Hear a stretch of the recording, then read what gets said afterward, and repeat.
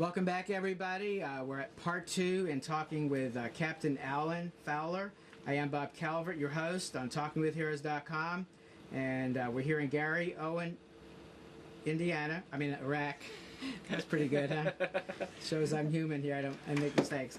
We're with the 3rd Brigade Combat Team, 4th Infantry Division, and Captain Fowler, when we were talking in the last segment, you were talking about care packages and letters from children, and why don't you continue? I think one of my favorite ones is, and being a support company, we have all different kinds of soldiers who do different missions.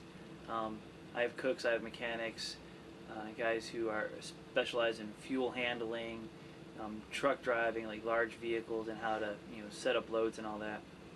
And we'd gotten a care package once, and just randomly handed out letters from students to the soldiers, and I had a sergeant who was the head of my dining facility, my cooks, and he opened the letter, and sure enough it said, "Dear soldier, maybe I shouldn't say that. For all I know, you do something else like you're a cook." And they're all soldiers out here. Every one of them has to be able to go out and do that mission on the road like we were talking about earlier, and be ready for it. But it's just the humor that you find in little things like that. You never would have expected someone to write that, but of course, of the 100 people in the unit and the 100 letters that we had that happened to marry that letter up with that person without ever knowing what it said was pretty humorous. But it's always great to get those letters and know that kids ask weird questions, and it's all from a genuine interest in what we do, and it feels good to know that. Now, continuing on with that, obviously we've been hearing in the news lately, the American people starting to hear about the transition, but you've been doing what they talked about for a year, and there's still 50,000 soldiers over here. There'll be new soldiers coming and replacing them. Talk about the American people continuing to support our troops over here. Well, from the command standpoint, or a commander's standpoint, my biggest concern is accomplishing the mission and taking care of my soldiers and balancing the two of those. And like we talked, it's certainly a lot safer here than it was 2, 3, 4 years ago. But we still have to make sure that we're doing intelligent things and working hard to keep our alert up and protect our soldiers and make sure that they're cared for. And then getting after that mission and balancing the two of them. And it becomes hard as the American forces here get smaller, which is a good thing, and it shows that the Iraqis are able to do this on their own more and more as the forces continue to get smaller, and it still stays at a relatively quiet state. And the Iraqis are helping us with making sure that we stay secure. The Iraqi security forces and us our elements work together to do that. Balancing that safety with still making sure that we have time to advise and assist the Iraqis as they need it, and helping out. It's a relationship where we're far more dependent upon them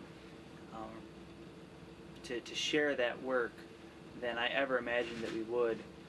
And to this point, from where I sit, it certainly seems like it's working. But don't forget, just because we're not in the news every day, which is a good thing, because news is usually not when we're in the news, it's usually not a good thing. It doesn't mean that we're not over here. It doesn't mean we're not.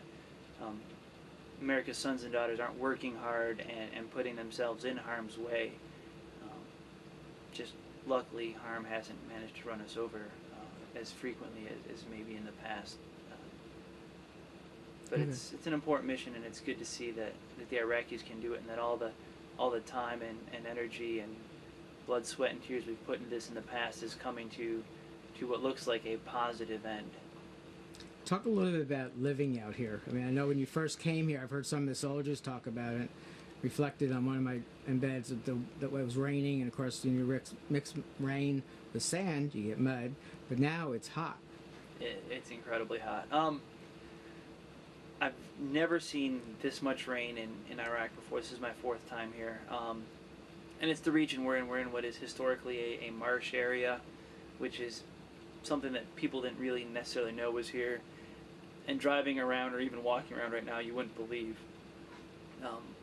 But it does in the spring and the fall and then through the winter rain what would be considered an awful lot for Iraq, and that makes quite a mess of things. And because of the type of sand and dirt that is around here, it's miserable to walk in. It clings to everything. It's got some of a sort of clay kind of consistency to it, and the installation in and of itself, it's relatively new as far as installations here in Iraq go, so it wasn't built up as well. And again, balancing out, we want to live well, and we want to make sure that our soldiers are taken care of and have some place not miserable to come back to when they're not on mission.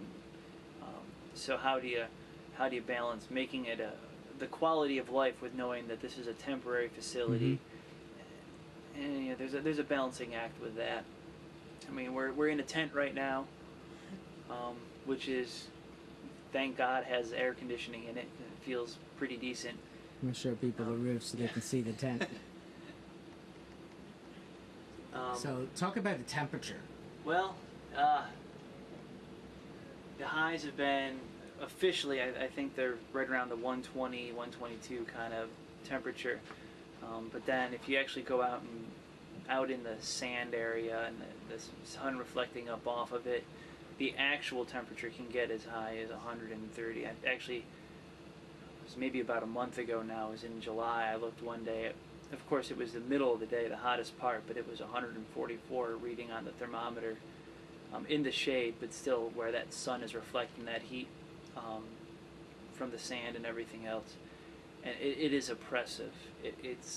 It really is. And then you put on another 50, 60, 70 pounds of gear to make sure that you're safe, and you go out there and you stand like some of my soldiers who stand in the guard towers, and they stand up there and remaining vigilant, making sure that this is a protected facility in that heat it is an oppressive and often a thankless kind of job, but it's one of those, like a lot of jobs that we do in the Army, because we have to be self-sufficient.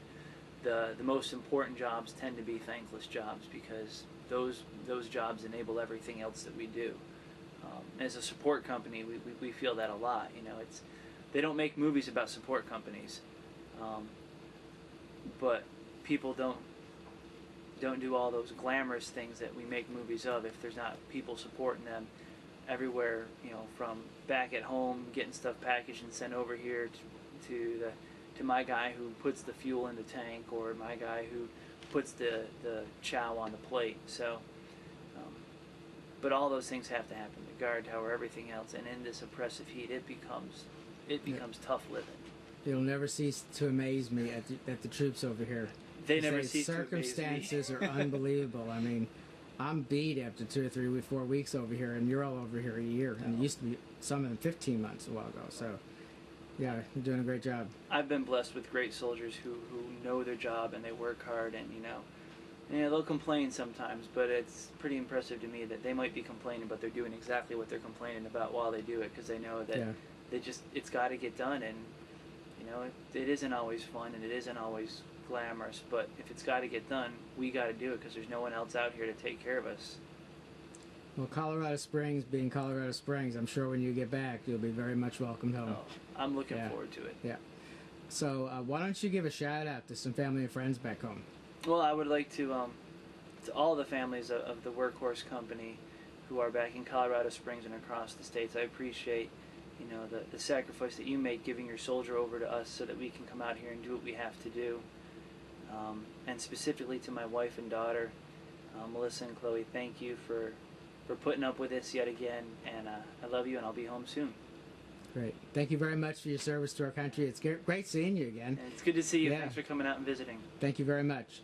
Once again, folks, we've been talking to Captain Alan Fowler, Commander of Forward Support Company FSC 18th Infantry Division from Fort Carson out here in Iraq. And we'll be back with more from Garry Owen in Iraq.